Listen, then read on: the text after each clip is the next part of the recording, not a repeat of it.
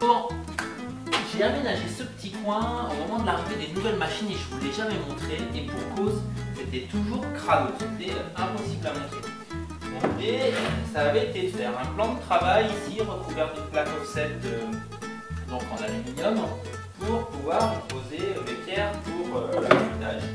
Sauf que ça glissait toujours quand je voulais affûter, que les bouts déposés par les pierres japonaises restaient traîner là et ça c'était pas l'autre mot, c'était un peu crade. Donc je me suis fait ce petit support. Je vous fais rapidement un petit film de sa fabrication, mais surtout de son utilisation avec l'affûtage d'une lame de rabot.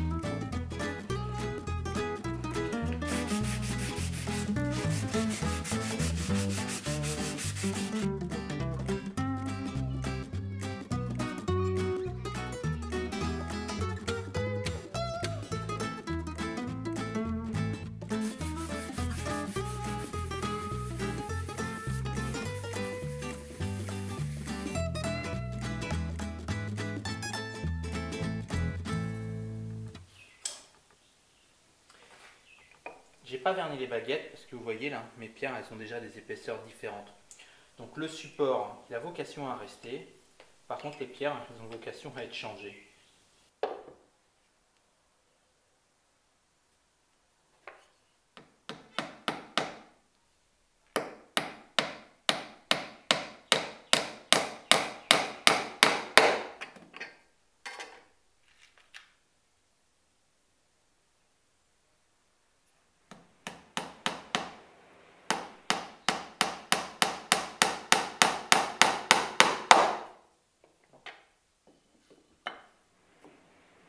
Rien d'innovant.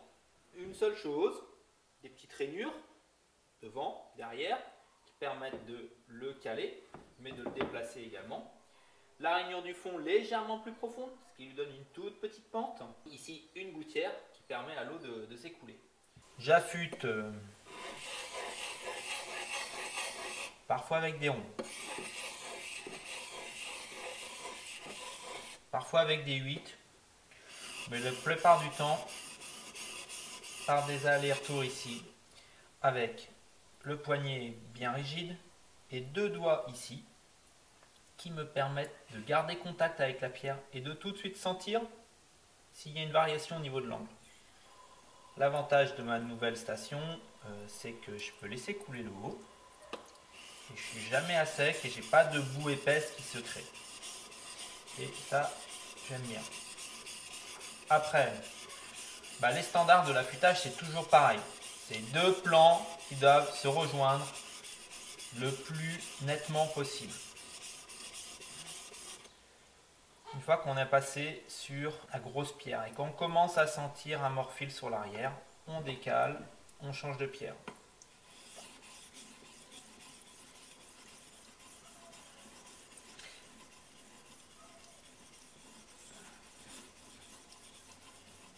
Je surveille que le poli aille bien au même endroit d'un bout à l'autre. Si j'ai une lame légèrement convexe, je vais prendre le temps d'appuyer plus à une extrémité puis à l'autre, toujours en gardant avec les doigts de la main gauche le contact avec la pierre.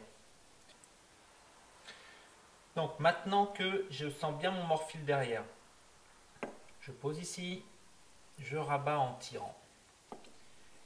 Ça c'est pour ne pas le replier par derrière. Et je polis ma face arrière. Sur cette pierre là, donc c'est la 8000, la première, la jaune, c'est 3000, ensuite non, la première c'est 1000, ensuite 3000, puis ici j'ai du 8000. Une fois que j'ai fait ça, mon morphile il est revenu sur le devant. Je me remets à l'angle.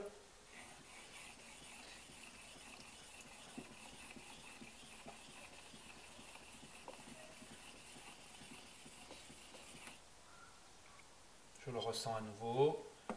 Je le rabats. Et ça, sur la pierre fine, je vais le faire de moins en moins fort, en appuyant de plus en plus doucement.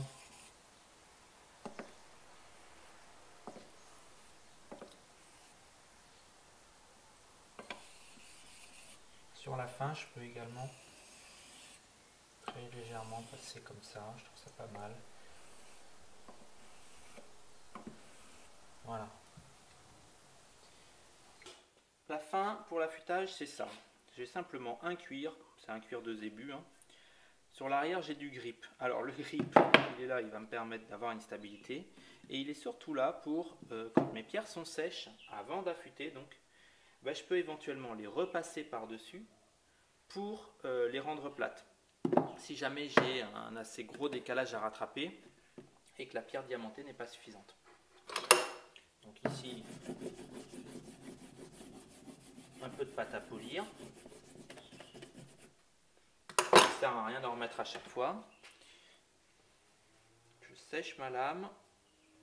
Je fais attention de tapoter et de ne pas risquer de casser un très léger morphile qui pourrait rester. Pour savoir si on est sur le bon angle, c'est simple. Vous vous mettez d'abord ici, sur cette arête, et vous commencez à tirer et à appuyer en même temps. Et tant que vous êtes sur l'arête, c'est difficile. Et au moment où vous allez avoir une surface plate, ça se met à glisser. Tout simplement. Si vous êtes trop bas, c'est dur, ça accroche. Si vous êtes bien, ça glisse. Attention à ne pas monter trop haut, ça arrondirait trop l'arête du tranchant.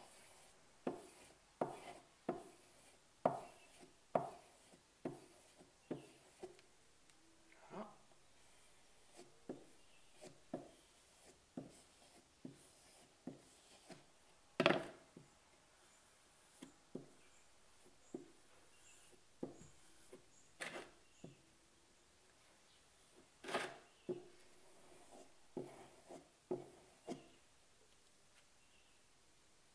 Je ne sais pas si ça se voit.